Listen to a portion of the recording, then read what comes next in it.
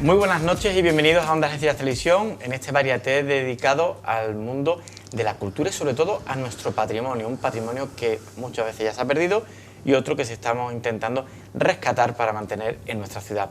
Esta semana vamos a saludar a los amigos de AEPA 2015, que vamos a hablar de dos temitas, ¿no? Y va a estar dividido, vamos a hablar de esa magnífica ballenera que había en nuestra ciudad y del faro. Benjamín, muy buenas. Buenas tardes. Tú como responsable en medio de comunicación de AEPA, cuéntanos un poco. Aquí estamos de nuevo y esta vez, como tú bien dices, venimos con dos temas muy de Algeciras. Uno lo va a desarrollar Juan Barreno, que es la ballenera, y el otro lo va a desarrollar Manolo Jiménez, que es el faro de Punta Carnero. Ellos son dos miembros destacados de AEPA y muy activos y te van a dar pelos y señales de todo ese tema. Manolo, Juan, buenas tardes. Buenas tardes. Bienvenido a vuestra casa, ¿eh? Muy bien, muchas gracias. Empezamos por la ballenera, ¿no? Porque creo que tenemos las fotografías ahí preparadas. Sí, venga. Antes de ver esa foto, ¿qué importancia tuvo la ballenera en nuestra ciudad? Bueno, eso es algo que yo creo que la gente de Algeciras no conoce. No es consciente de lo que fue la ballenera, ¿no? La ballenera, como todo el mundo sabe, o casi todo el mundo sabe, está situado en la playa de Getares, al final de la playa. Todavía quedan allí algunos restos en pie, esperemos que no terminen de caerse, aunque todo parece indicar que se caerán. Es una pena porque eso se podía recuperar. Pero la compañía ballenera española se crea en 1914. 1914, fue la primera ballenera que se crea en España para la caza de ballenas. Fue la primera. Lo que pasa es que, claro, al haberse hecho esa sociedad en 1914, no pudo empezar su actividad hasta 1920 porque, como todos sabemos, en 1916 empezó la Primera Guerra Mundial, que ya venía sonando, y no pudieron iniciar su actividad. Pero sí, después, en 1920, pues fue cuando realmente empezaron con su actividad. Esa compañía ballenera española, a pesar del nombre, pues fue creada por unos noruegos, ¿no? Entonces empezamos a ver las imágenes, de que las fotografías son muy antiguas. Esa pues, Sí, una pero uno fotografía... ve una foto y dice, esto no es Algeciras. Claro, exactamente. Es lo primero que uno se lleva a la cabeza. Eso fue una de las primeras ballenas que se capturaron en Algeciras, ¿no? Entonces, el primer director de la ballenera era un noruego que se llamaba Carlos Fredrik Herlofsson. Este hombre, que también ahora nos enseñarán la fotografía de la ballenera, eso en 1920, por ahí, cuando ya estaba empezando a hacer operativa, se ve el humo que sale porque ya estaban entrando ballenas. Y arriba hay una vivienda, que es, todavía hay unos restos allí en la ballenera actualmente, que ahora mismo está tomado por unos ganaderos que hay allí en la zona y que tienen cabras metidas allí. Pero en esa casa de ahí arriba, que era de una construcción exquisita, fue donde vivió el director general primero de la ballenera, ¿no? El señor Herlofsson. Este hombre noruego, y pasamos la fotografía y otra fotografía de esa ballenera antigua, donde se ve detrás pues lo que es la costa de Getares, San García y demás. Bueno, lógicamente no hay ninguna construcción, ¿no? Pero si pasamos la siguiente fotografía, a ver, todavía esa otra más de la ballenera de esos años primeros, ¿no? Y a continuación está la Guardia Civil y el cura. Exactamente, ahí hay fotografías antiguas de la ballenera porque es enorme la actividad que tuvo. Pero tiene, por la fotografía, comenta esa foto. Esa es la vivienda que estoy diciendo, que todavía quedan unos restos justo encima de la ballenera donde vivía Carl Herlofsson. Este hombre era un enamorado de la zona. Lógicamente vino aquí a hacer negocio, mandado pues por sus empresarios que tenía en Noruega, y un día pues él estaba haciendo la caza de ballenas, buscando ballenas por la zona de África, y se encontró que aquí en el estrecho, sorprendentemente, por un temporal de levante, se tuvo que refugiar ahí en la zona de Gibraltar, para protegerse del levante. Ahí se dio cuenta la cantidad de ballenas que había. Y este hombre fue lo que le llevó a fundar esa compañía ballenera y venirse a vivir aquí, que es la mansión de vivienda que se creó. Ahí está, se distingue el señor Herlofsson con su mujer, que se vino de Noruega. Y este hombre está ya apoyada, parece ser. Sí, hay un albañil que lleva los ladrillos a cuesta. ¿eh? Y pues este hombre, después de jubilarse con los años, se vino a vivir a Algeciras, concretamente a Pelayo, a una vivienda que se llama la Casa de la Ballena. Eso es nuestro amigo desaparecido de AEPA, José María Contreras, que nos había ayudado en otras ocasiones en estas lindes. Pues resulta que conocía perfectamente dónde estaba la Casa de la Ballena también allí, que fue propiedad del señor Herlofsson, ¿no? Venga, continuamos, ¿no? Sí, luego, después de eso, claro, era tal la cantidad de ballenas que había que los noruegos venían a explotarla porque lo único que querían era la cabeza de la ballena, porque tenía una grasa que, sometida a unas temperaturas que entre 42 y 50 grados, se derretían y era el combustible de la época. Claro, estamos hablando de 1920, 1922, donde ese combustible se utilizaba para las lámparas que había y para hacer velas, que era lo único. Luego ya, claro, resulta que la electricidad pues se la cargó, ¿no? Pero claro, estos señores en 6 años esquilmaron la zona. Cogieron 3.609 cachalotes, rorcuales, y 345 cachalotes. Los esquilmaron. ¿Qué pasó entonces? Pues que la ballenera estuvo inactiva. Después de eso se fueron buscando otros caladeros y estuvo inactiva durante 20 años. Vamos a recuperar la fotografía anterior a esta, Olimpia, Sí. que es la compañera, porque así está actualmente, ¿no? Sí, exactamente. Esa es la actualidad. Y el barco que aparece ahí de Antoñito Vera, Sí. es como consecuencia de que estuvo la ballenera inactiva durante 20 años. Pero en 1947 se crea una sociedad que se llama Ballenera del Estrecho. Y esa sociedad es creada por 2 socios, un señor de Málaga que se llamaba José López Gutiérrez y un algecireño que era José Soriano Erlés. Estos 2 señores compraron 2 barcos, uno es ese, el Antoñito Vera, y el otro se llamaba Pepe Luis López. En esta segunda etapa hubo en la ballenera más de 100 trabajadores. La mayoría eran mujeres. Y entonces lo que hacían era, se cortaban en bloques de 3 o 4 kilos y ya sí interesaba la carne de ballena, que se llegó a vender en el mercado de Abasto. Hoy todavía hay gente en el mercado de Abasto que recuerda y me ha dicho en qué sitio exacto se vendía la carne de ballena. Pero no solo ahí, se vendía en toda España. Y luego ya la cabeza pues se mandaba a un apeadero que había cerca de Bobadilla para seguir esa misma función. Me llama la atención la foto del arponero, ¿eh? Ahí el Sí, arpón ahí. Además, el propietario del barco, Antoñito Vera, sería Antonio Vera, que era uno de los oficiales al que enseñó un noruego que vino con ellos. Y lo curioso es que también el otro barco, el Pepe Luis López, desapareció un día. Porque claro, los barcos ya buscando ballenas iban desde Huelva hasta la parte de Marruecos, ¿no? Y un día desapareció con todos los tripulantes a bordo y nadie supo nada. Ahí hay una leyenda que recuerda a Moby Dick, pero que realmente no apareció absolutamente nada del barco que desapareció. Eran los 2 barcos que faenaban, Antoñito Vera y Pepe Luis López, y el Pepe Luis López desapareció, ¿no? Y luego, como digo, pues bueno, la carne se vendía en todo eso. Esto es curioso, esto es un justificante de caja, como se dice ahí, de 50.000 pesetas. Y eso, si se puede llegar a leer, y se taló un número tal de esta fecha, entregado a la Comandancia de Marina, en este caso de La Coruña.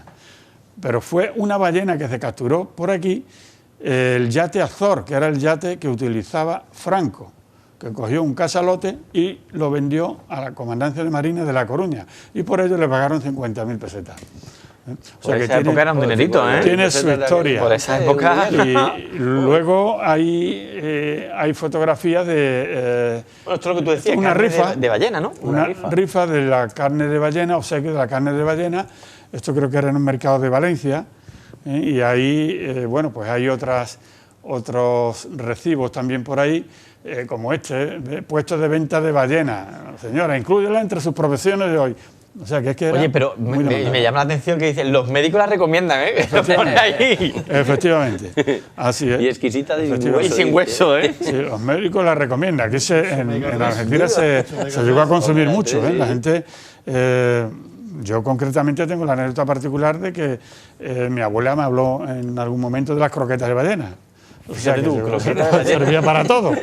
Supongo que pondría ballenas para comerlas y con lo que sobró, como con la carne del puchero.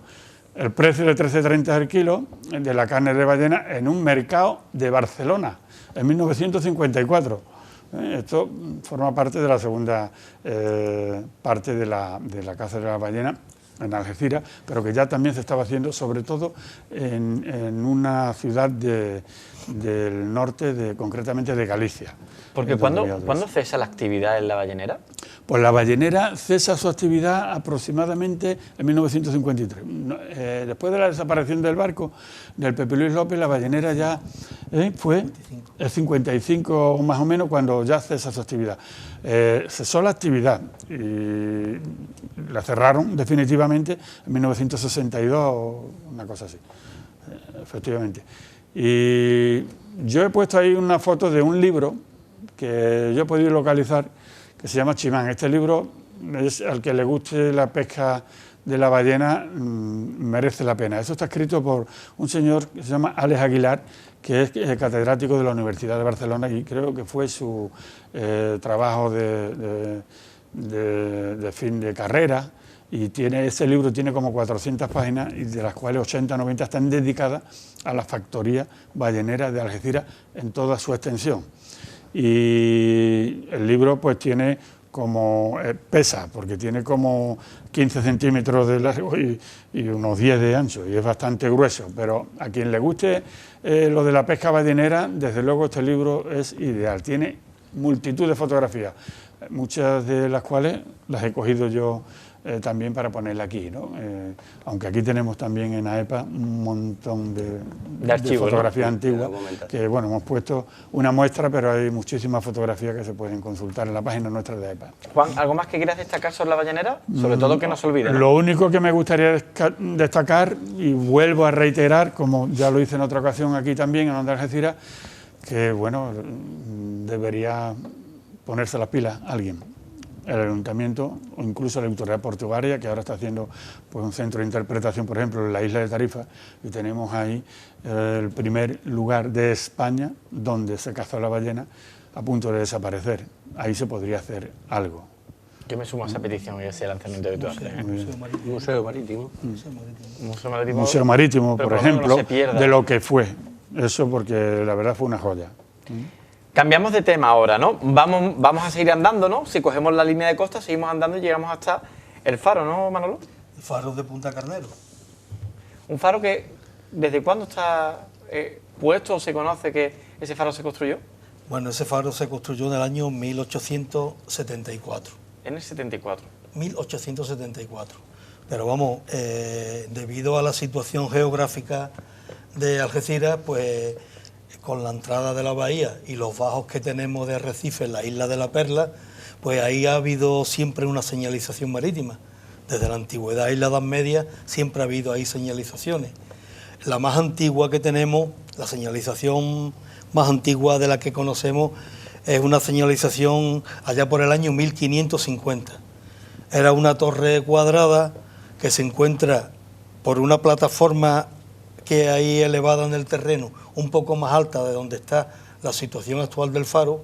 Ahí había una plataforma de 4 metros de lado y 17 metros de altura, que tenía varias funciones. Una de ellas sería faro, con hogueras, otra sería vigilancia y otra sería de defensa, porque tenía una dotación de artillería con varios artilleros y sus cañones correspondientes. Esa edificación en el año 1806 ya estaba en ruina. Ahí tenemos lo que queda de... Ahí es donde definitivamente estaba la torre. Esa foto la tomé ya hace un par de meses. Ahí estaba la torre Almenara, de 17 metros de altura. Está por encima del faro. En el año 1806 esa torre ya estaba en desuso, estaba en ruina. Después, en el año 1847, el gobierno decreta el alumbramiento costero de toda España. Y en el año 1864 se le encarga al ingeniero don Jaime Font y Escolá, que fue el ingeniero que hizo el faro de Chipiona, pues se le encarga hacer un faro aquí en Algeciras. Y hace un faro que es réplica del faro de Chipiona, el faro de Punta Carnero. Está situado, se le encarga al faro, almacén y vivienda. Tiene una altura de 22 metros sobre el nivel del mar, está aproximadamente a 40 metros es una torre cilíndrica construida con piedras, sillares areniscos de aquí de la zona, termina en una ménsula y encima de la ménsula descansa la linterna, y encima de la linterna hay una veleta con una fecha de 1924, porque el faro, como se hizo en el año 1874, en ese tiempo pues se alumbraba con aceites. Aceites ya pueden ser vegetales o aceites animales, entre ellos el aceite de ballena. Posteriormente empezó en el año 1924, empezó con petróleo. Por eso posiblemente la fecha de la veleta quiera decir que ya se empezó a alumbrar con petróleo. Posteriormente, en el año 1930, se empieza a alumbrar con acetileno. Y en el año 1973 se pone la energía eléctrica. Y entonces la linterna tenía un alcance de 18 millas. El faro es un faro de cuarto orden dentro de lo que es la escala de faro. Yo voy a hacer una pequeña interrupción por las dos fotografías, incluidas esta. El marco donde está ahora mismo el faro es una pasada. Es que es una auténtica pasada. Ese patrimonio que tenemos ahí, tanto marítimo como vegetal, es ahí, una locura. Esa foto está tomada precisamente desde encima de la plataforma que hemos visto antes, donde estaba la torre almenara situada. Que está destruida por completo. Es otra cosa que hemos perdido. Sí. Solamente queda lo que es la base. El faro está situado en un lugar muy estratégico, es una de las puertas de la bahía, junto con el faro de Punta Europa. Son los dos faros que indican la entrada de Algeciras. El faro indica unas zonas de arrecife. A la derecha tenemos la isla de la Perla, que tiene unos bajos donde muchos barcos han encallado, y el faro pues precisamente eso es esa zona. El faro precisamente pues indica la zona de peligro que tenemos ahí. El faro está situado, como hemos dicho, tú has dicho, en un sitio estratégico con una belleza natural impresionante. Desde el faro pues se ve perfectamente Marruecos. En los días de levante el agua tiene allí un rompiente que es espectacular verlo, y en los días de poniente pues tiene una claridad que se ven los arrecifes tipo Flix, que yo sepa en Andalucía son los únicos que tenemos en la costa esta nuestra, que son esos tipos de arrecifes paralelos que van hacia adentro por compresión de la naturaleza, y tiene una claridad espectacular. Después, un poquito más a la derecha, bueno, a continuación del faro tenemos una urbanización que todos los que viven en esa urbanización tienen unas vistas privilegiadas, y un poco más a la derecha está el Tolmo, donde hubo un cuartel de la Guardia Civil, hoy día también en estado ruinoso, que gente que viene de fuera... De carabineros, cuartel de carabineros fue el primero. Un cuartel de carabineros, cuando el cuerpo de carabineros desapareció, lo absorbió la Guardia Civil, pues fue un cuartel de la Guardia Civil. Mira qué belleza y qué aguas tenemos. Tenemos Calarena, la siguiente. A la derecha tenemos Calarena, que es un lujo. Ahí la tenemos Calarena. Mira el fondo de arena, y siempre hay, por la microalga que hay ahí, pues siempre tiene un aspecto de turquesa. Sí, ese colorido. O sea, que es una belleza. Es una maravilla. Eso hay que cuidarlo, pero por desgracia mucha gente cuando llega verano se van allí con los barquitos y lo que hacen es la basurita la tiran. Y eso después repercute en el medio ambiente. Pues sí. No está utilizada. Rectificarme si yo me equivoco, más hacia la derecha tenemos una torre ahí que hay que cuidarla también. Ahí tenemos la Torre del Fraile, que también ahí hay una foto de Leo. Sí. La Torre del Fraile, aquella que se ve ahí, hace poco estuvimos Juan y yo, porque tiene un acceso bastante dificultoso. Aquí por arriba. Pero no por ahí. Pudimos ir desde la 15 batería, antigua batería de artillería, desde ahí llegamos hasta ella. Y la torre está en un estado lamentable. Esa torre posiblemente sea la edificación más antigua de la que tiene confirmado. Algeciras. El edificio más antiguo de Algeciras, que todavía figura en pie es esa, la Torre del Fraile, la Torre de los Canutos. Data del año 1700 aproximadamente, Eso es, sí. y hasta no hace mucho, hasta hace unos 30 o 40 años tenía un buen estado de conservación, pero Se va a caer. se va a caer. Se está cayendo poco a poco, vamos. Tiene, De esa es la que queremos que hable Eso Ángel es. Sáenz, Sí, ¿no? sí, queremos hacer tiene una, digamos, un panel, el panel de la derecha, conforme la estamos viendo, se ha caído. por completo, sí.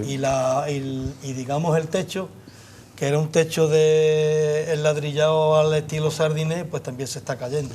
Por lo, Es que una yo, verdadera por pena. lo que yo he escuchado, por lo visto, hay una zona que le pertenece a una familia e impide el paso para posible restauración. No. No, Eso es lo que yo he escuchado. eso Contadme ustedes. Hubo una promesa de posible restauración cogiendo desde abajo. Y esa promesa no se ha cumplido. Ahí no se ha hecho ni siquiera el camino. Y la familia que hay ahí, una familia de Algeciras, que nosotros la conocemos, hemos estado allí, he llamado para pasar por su cortijo, que está más abajo, y me han abierto, no plantearían ningún problema. ¿Eh? Hablando se entiende la gente, ¿no? Pero yo pienso Sí, de que exactamente. eso no está en la zona de la familia esa, eso está debajo de la batería. Eso Claro. pertenecía Sí. a la zona militar que había ahí de las baterías de costa del regimiento 5. Nosotros de hemos artillería. accedido ahí desde arriba. Tiene un peluseo. O sea, subes por las pantallas. Sube por la pantalla, Llegas la al- última puerta de la izquierda, entra. Una vista impresionante y una bajada que no es fácil. Todo el mundo no puede bajar. Pero nosotros que somos Estáis unos guerreros preparados físicamente y sois unos guerreros de esto, espartanos. Yo hace hemos varios- llegado en 2 ocasiones hace poco. Fueron a En 2 investigar, ocasiones. fueron a Yo investigar. hace varios años, bueno, varios años, por lo menos ya 15 o 20, yo accedía a la torre esa, pero desde abajo. Desde abajo, pero ahora mismo con la maleza, sobre todo los érgenes, pues hay muchos pinchos difíciles de hacer Es desde difícil. abajo. Decían Hay también que hacerlo desde arriba. se podía incluso conectar desde lo que era Punta Carnero andando hasta la Torre de Guadalmesí por esa zona, pero claro, la Yo- maleza es lo Yo que... voy andando desde el Faro hasta Tarifa, Por la costa. Por la sí. costa. por la costa. Lo que pasa que es que llega un momento... Hasta el Fuerte del Tolmo se puede ir. No, yo sigo andando. Lo que Claro. pasa es que cuando llega a Arenilla, ahí hay una zona dificultosa.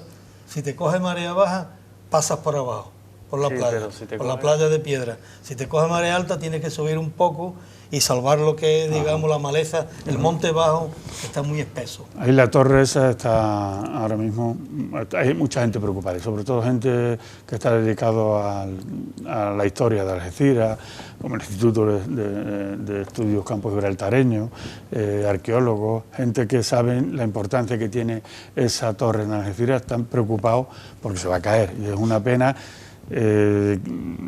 Queríamos que se hiciera algo, no se ha hecho nada. Los argumentos que le ha dado a estos señores que se han preocupado también como nosotros es que no hay dinero para hacerlo.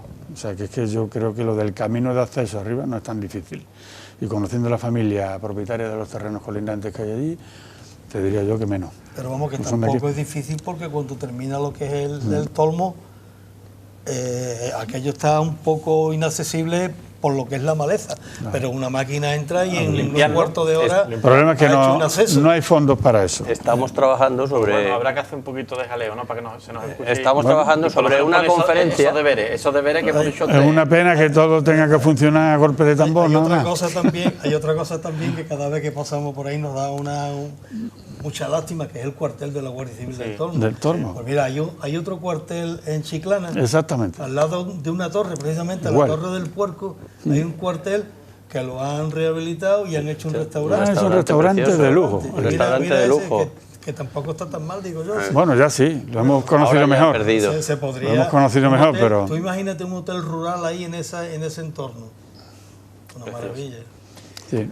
Bueno, Juan, Manolo, muchísimas gracias por hablarnos de estos dos maravillosos temas, sobre bien. todo defendiendo nuestro patrimonio y mandando esos mensajitos a la ciudadanía, ¿no? Sí. Enseñándoles esos tesoros que no podemos permitir que eso se pierda, porque eso es Exactamente. historia de nuestra ciudad y eso es un legado que para nuestros niños en un futuro Eso. se tiene que mantener. Muchísimas gracias. ¿eh? Yo te digo que cada vez que viene alguien de afuera y le enseñamos Algeciras, porque muchas veces escucha tú por la calle, Algeciras no tiene de nada. No tiene de nada, pero tú te pones a enseñarle cosas y la gente se queda sorprendida. Sorprendido. Yo siempre llevo a la gente que viene de fuera, mis amigos, a la Ballenera y al Faro. Sí. Se quedan Impresionado. sorprendidísimos. Muchísimas gracias a los dos, ¿eh? Muy bien, muchas gracias a ustedes. Benjamín, nosotros ya nos volvemos a ver después de Reyes, retomamos otra vez la actividad en Algeciras, pero tenéis una última actividad del año, ¿no?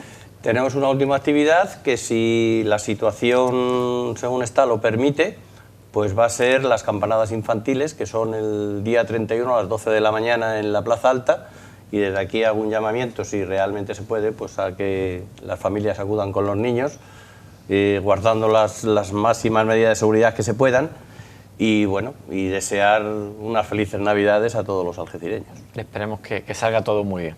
Benjamín, muchísimas gracias por parte de AEPA. A vosotros. Señores y señores, nosotros desearles unas felices fiestas. Este espacio volverá después de la festividad de Su Majestad de los Reyes Magos, ya en el 2022. Desearle tan solo felices fiestas y que disfruten. Y como dicen ellos, muchísimo cuidado.